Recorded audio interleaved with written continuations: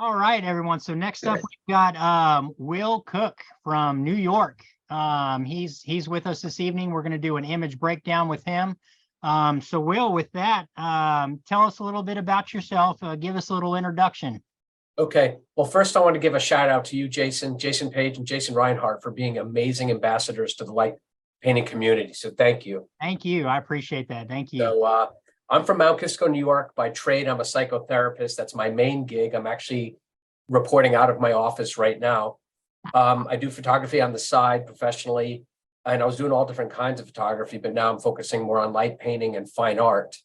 And as I was mentioning to you guys when I first came on, is I did my first light painting photograph back in like 1985 with my brother. We had a dark room in the house, and we used crude tools like, off-camera flashes and lighters, and we had a blast with it.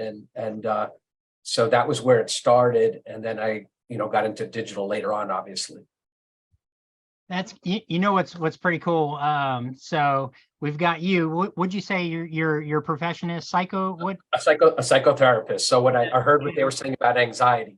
Right. And then last week we had a scientist. So it's just pretty cool to see all these just different people that are doing these different jobs, and then on the side in their hobby, and they love to create light painting. So it's just so cool. Yeah, let me go ahead and screen share here. We're going to pull up the image we're going to break down. Give me 1 second here. I should have had this. There we go. There it is. Sacred Flame. There it is. All right. So, Will, tell us a little bit about your setup here for this incredible light painting. Is this, in your studio, in your home? Just tell us a little bit about the setup we got. So basically, believe it or not, that's in my kitchen. And that's I had on the end of a rectangular shaped table, I put a mirror on the long side, and I had my tripod obviously on this side, and I created room so I could go behind it when needed. And so right now, if you can see on the screen, I've got that actual dragon head in my hand, and it's made of resin. And I had that right on the mirror. And so do you want me to actually go into the explanation with the actual tool and stuff, or? Yeah, go ahead. Yeah, absolutely. Okay. So basically, the red serpent tool, popular tool, right? I hadn't used this bad boy. I actually hadn't bought it yet until Rob D'Angelo, who's also a fellow light painter, did some really cool stuff with it. So I got inspired to create this. There's a couple reasons I got inspired, but I won't get into that yet.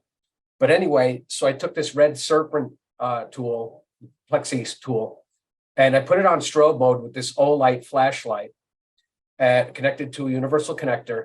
And I had it in strobe mode, and I did a 360-degree revolution behind the head, but I did it sideways. And then what I did is I put it below the line, and then I came across from one side, and then I came across the other side. So I was up this way, and then I went sideways for the light to the side, and it all reflected into the mirror that you see there. And the one thing I would say is make sure all the streaks are out of your mirror, because if you look closely, you might be able to see a little bit of that, which I was like bummed out about because it's hard to shop out. But so there it is. Right. Yeah. I mean, it's beautiful, man. This is great. Was this a planned creation? Where'd the inspiration come from to create this light painting? Well, it's interesting. The next Avatar movie, the third one, is the Seed Bearer, that's coming out in 2 years. It's about, the element is fire, and it's the ash people. And so I'm very inspired by James Cameron and those movies. And the second one was great. But also the red, if you're metaphysical or into energy work, the sacral chakra, which is your second energy center, is orange. So that was another thing that I got kind of inspired by as well, in terms of fire and stuff like that. But I love this red serpent blade. It's great. There's so many ways to use it. Absolutely. Yeah, it is definitely a great tool for sure. What were your settings? What was the camera that you used, when you created this? Sure. It was a Nikon D750. And basically I was at f9, and I was trying to keep it from blowing out. The f9 is a great setting if you want to kind of keep the light. If you can't control the light, you can control it with your f-stop a little bit. It was a 7-second exposure. So all I did was spin it and then go boom, and then boom, 7 seconds. It was over. My focal length was 38 millimeters at probably about 5-6 feet away. The lens was a 24-120 4.5 Nikon. I was using a Manfrotto tripod and a Pixel Pro off remote for that as well. I know you had mentioned the Serpent tool. What flashlight was there? What It's an light? Olight. It's an Olight Warrior S. It's green and it's pretty luminous. I don't know the exact lumens for it, but I would say it's got to be over 1,000 easily. And those are great flashlights. There's a lot of good flashlights on the market. I have a lot of them. There isn't always a rhyme and reason why I use one over another. Right. Let me switch screens here real quick. Give me 1 second. Sure. So my next question, I noticed with your work, there's always some sort of center element, such as, with the dragon you see here, the guitar. Do you prefer this sort of creativity and then build, light painting around that centerpiece, such as a guitar or some sort of element? Sure. I really love the fact that you're taking something that exists that's ordinary and you're doing something extraordinary with it. And the whole thing about light painting being an in-camera experience, I love to take something that exists and then put something surreal with it. And a lot of times people will think that's a post-processing thing. And I love to explain to them about the in-camera effects. And I've had a lot of fun with the guitars. That's a Japanese black Strat. Those are that's EL wire. And then you can see there's a car shot there with the whip. There's some of Dennis Smith's tools. There's one of your tools there. That's the whip on strobe, the small one.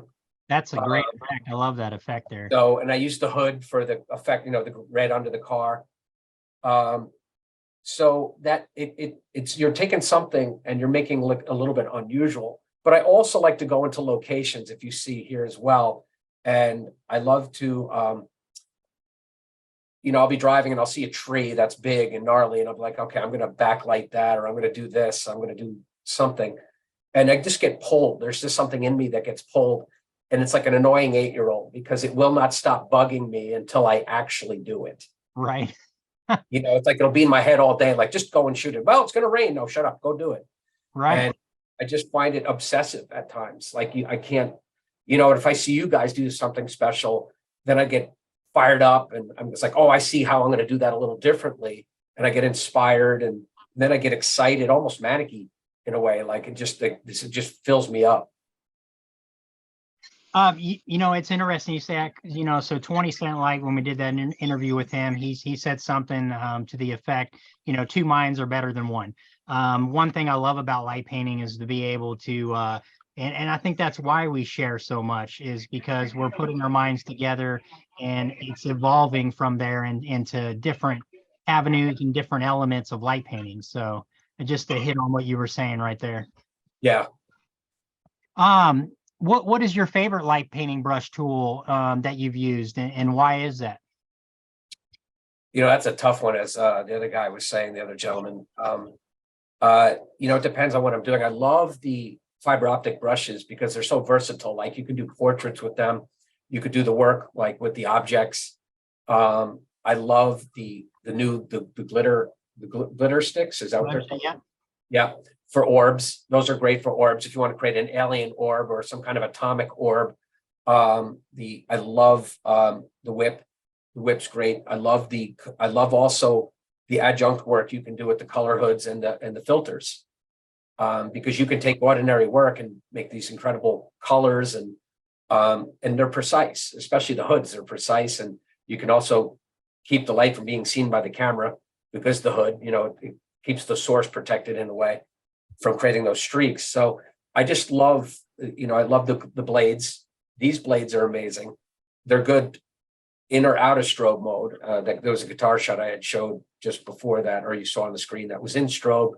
And then you'll see sometimes using it in that fluid motion without the strobe is fun too. Interesting thing with the color lens hoods. One element I love to do is landscapes and incorporate light painting into landscape photography. And Yes, especially if you're doing astro work or you're doing something where you really got to bump up that ISO, they put out enough light to really make some really cool stuff happen in an image and really add to that environment. So it's one of my favorite things about those lens hoods. I agree. They're good fillers. I mean, they're good to create the environment itself, and then they do the specific work with the tools. Absolutely, absolutely. Do you have any suggestions or important pointers for others that would like to try light painting or create something like you did here? I would keep it simple and start off with one tool. Like for example, there can be an overwhelm with light painting. In other words, there's a lot to do. Even in this image, I was going to use the serpent blade and some EL wire, and then it was getting jammed up. So I just stayed with the serpent, and it was enough. And sometimes the tendency is to want to do too much and put too much into an image. And I see Jason nodding and thumbs up there. I would also say watch a lot of tutorials. There's a ton of videos on YouTube, thousands of them. Light painting brushes has a ton. That's where I learned how to do. Jason's I learned the ghost through Jason page, and then the sheet technique through Jason Rinehart. So that's a good place to go. Follow other light painters. And also I would say is don't be afraid to shoot. It's like one thing about people with cooking, they're afraid to cook. They're going to screw something up. It's like, well, cook, so what? And back in the day with photography, you had 24 exposures on a roll of film or 36. Now you got thousands of frames. Shoot like crazy. Make mistakes. Be willing to screw up because you're going to get closer to your result. When Thomas Edison was trying to find out the light bulb, he would have these explosions and he'd get excited and he'd write down things and take notes. And then like 1008, he'd realize like, oh, I'm getting that much closer. Right. And then finally he got the light bulb at 1009. So I think the same thing with this craft that we have here is you can't lose, and you just keep going and going and going, and then keep an eye on what your aperture is in terms of brightness, and then the ambient light that you need with either the ISO or the shutter speed. I've found that really good way to kind of figure out the brightness of the tool is really has a lot to do with the aperture. I don't know if you guys agree with that, but I just absolutely. So I think I would say shoot like crazy, watch tutorials, start with one tool, exhaust that, and then go to another. As the sign says behind you, just do it. That's perfect. What inspires or motivates you through sharing your creative vision with the work that you're creating? Well, like who inspires me and who do I want to inspire? Well, yeah, in just in general, like is it a particular artist or is it something just where does that inspiration or motivation come with sharing your creative vision? Well, I tell you where it starts for me. I don't know if any of you guys know the band Pink Floyd. Obviously, right? They were so theatrical. I saw them in concert actually 3 times, once in 88, twice in 94. And it's just there's so much light with the light painter's paradise with the lasers and the lights and the props. And they've really inspired me. There's a guy by the name of Storm Thorgerson who does a lot of their artwork. He's done their album covers. He's done a lot of their artwork, and he's got a couple books, and I was inspired by him. There's a visionary artist by the name of Alex Gray who does a lot of paintings regarding aura and stuff. Yeah, he does a lot of work for Tool. Yeah. And his work is just inspiring. Andy Goldsworthy is actually a environmental sculpturist, and he inspires me. And music in general just inspires me because it just has that, music is like what feelings would sound like. And it's just, the feeling can start, sometimes for me, it's not what I see, it's what I feel, and then what I want to see as a result of what I feel. And then sometimes it's just going through the process of creating and not even knowing where I'm going. And there's a trust in that. And I said, well, I'm going to start this way. And then something triggers you or takes you in another direction. You know, And that so, that's so awesome what you said there, man. Just because I can totally relate to that. I think, you know, I find a lot of inspiration from the things that I do see from other artists, but for me, music is such a huge part of my life. You know, between concerts and just the feeling I get, and that does transition into a lot of the work that I create from the music that I'm involved with. So it's so awesome to hear somebody that I share a similarity with what you said there, kind of really hit home, because that's what you said there is a lot of how I approach the things that I create.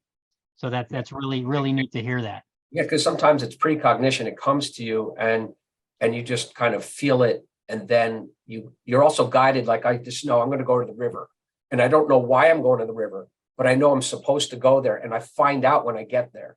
It's Right. not, and then I might have an idea, and then I might shift and use a totally different tool than that as well. And, you know, as I was saying, I'm inspired by, you know, Jason Rinehart, my boy Rob D'Angelo up there. You inspired me too, my friend. And also guys like Dennis Smith, and Dennis Smith's amazing light painter, Eric Perret out of Montreal, who does the tube photography. I'm just blown away. I just, sometimes the overwhelm is from having so many choices. Right. And it's like, am I going to get this all in? Am I going to have enough of my lifetime? And I'll get mad, like, oh, you should have shot last night. And it's like, so sometimes I have to be like, all right, let's focus on a real good shoot, maybe once a week. And then if you have extra, that's great. But it's almost like the overwhelm is from the creativity, the creative process itself sometimes. That's great, man. That was some great insight right there. Seriously. Yeah, I know that overwhelming feeling. Like you know, through in my phone, I've got a notepad, and you should see the things I have written down in this thing. And you know, I'll just have these thoughts that are constantly just going through my head, and I've jot them down, you know, in my notepad in my phone. So, and then a weekend, I'll just come down to my studio and I'll just scroll through it, and I'll be like, hey, you know, take that idea and try to build from there here in my studio. So That's what I think that's what Eminem does, has like a notebook nearby and stuff.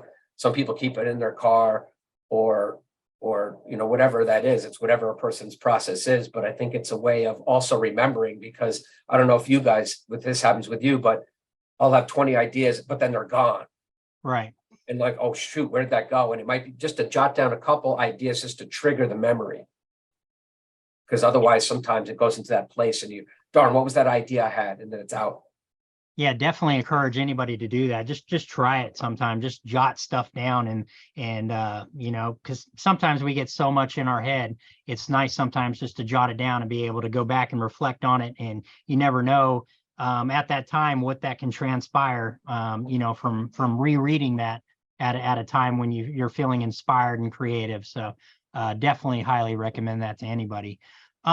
Will, man, thank you so much. You know, how can we follow along with you?